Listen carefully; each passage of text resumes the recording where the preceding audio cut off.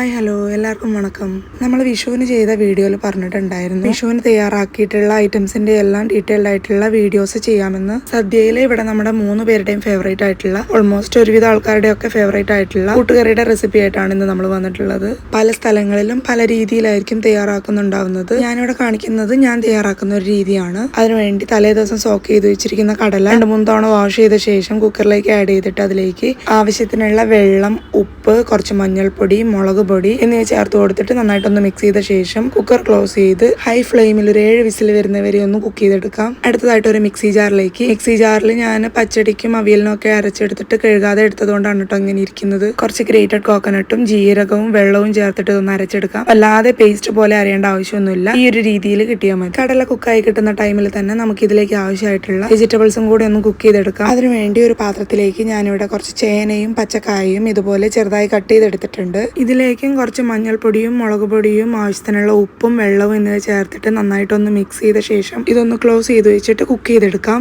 നിങ്ങൾക്ക് വേണമെങ്കിൽ കുക്കറിൽ ഒരേ ഒരു വിസിൽ വരുന്നവരെ ഒന്ന് കുക്ക് ചെയ്തെടുത്താലും മതി. ഞാനിത് ഓവർ കുക്ക് ആവാതിരിക്കാൻ വേണ്ടിയിട്ടാണ് ഈ രീതിയിലൊന്ന് കുക്ക് ചെയ്തെടുത്തിട്ടുള്ളത്. ഇപ്പം നമ്മുടെ വെജിറ്റബിൾസും കടലയും എല്ലാം തന്നെ നന്നായി കുക്കായി കിട്ടിയിട്ടുണ്ട്. കുക്ക് ചെയ്ത് വെച്ചിരിക്കുന്ന വെജിറ്റബിൾസ് നമുക്ക് ഈ കടലയുടെ കൂടെ ചേർത്ത് കൊടുക്കാം. അതുപോലെ തന്നെ നമ്മൾ ഓൾറെഡി അരച്ചു വെച്ചിരിക്കുന്ന കോക്കനട്ട് പേസ്റ്റും കൂടെ ഇതിലേക്ക് ചേർത്ത് കൊടുത്തിട്ട് നന്നായിട്ടൊന്ന് മിക്സ് ചെയ്തെടുക്കാം.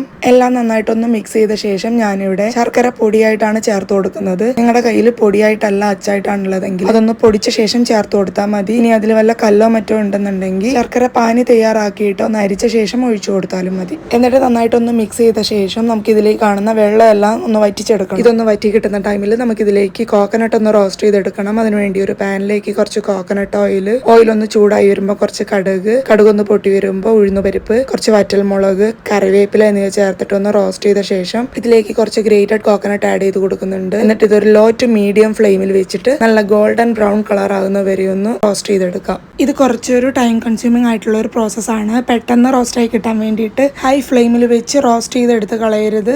ടൈം എടുത്ത് ലോ ടു മീഡിയം ഫ്ലെയിമിൽ വെച്ചിട്ട് തന്നെ വേണം റോസ്റ്റ് ചെയ്തെടുക്കാനായിട്ട്. ഈ ഒരു പാകത്തിലാണ് നമുക്ക് കോക്കനട്ട് റോസ്റ്റ് ആയി കിട്ടേണ്ടത്. ഈ ഒരു ടൈമിൽ ഞാൻ ഇതിലേക്ക് കുറച്ച് കുരുമുളക് പൊടിയും കൂടെ ആഡ് ചെയ്ത് കൊടുത്തിട്ട് നന്നായിട്ട് ഒന്നുകൂടെ ഒന്ന് റോസ്റ്റ് ചെയ്തെടുക്കുന്നുണ്ട്. ഈ സമയം നമ്മുടെ കടല വെജിറ്റബിൾ മിക്സിൽ ഉണ്ടായിരുന്ന വെള്ളമൊക്കെ നന്നായിട്ട് വറ്റി നല്ല തിക്കായി കിട്ടിയിട്ടുണ്ട്. ഈ ഒരു കടല വെജിറ്റബിൾ മിക്സ് നമ്മൾ ഓൾറെഡി റോസ്റ്റ് ചെയ്ത് വെച്ചിരിക്കുന്ന കോക്കനട്ടിലേക്ക് ചേർത്ത് കൊടുത്തിട്ട് നന്നായിട്ടൊന്ന് മിക്സ് ചെയ്തെടുത്തു കഴിഞ്ഞാൽ നമ്മുടെ മിനി വിഷു സദ്യയിലെ ഒരു ഐറ്റം ആയിരുന്ന ടേസ്റ്റി കൂട്ടുകറി ഇവിടെ റെഡി ആയിട്ടുണ്ട്. അപ്പൊ നമ്മുടെ ചാനൽ സബ്സ്ക്രൈബ് ചെയ്യാതെ വീഡിയോസ് കാണുന്നവരുണ്ടെങ്കിൽ ചാനൽ സബ്സ്ക്രൈബ് ചെയ്ത ശേഷം വീഡിയോ കാണാൻ വേണ്ടി വീണ്ടും ഞാൻ ഓർമ്മിപ്പിക്കുകയാണ്. അത്രയുള്ള ഇന്നത്തെ വീഡിയോ. ബൈ.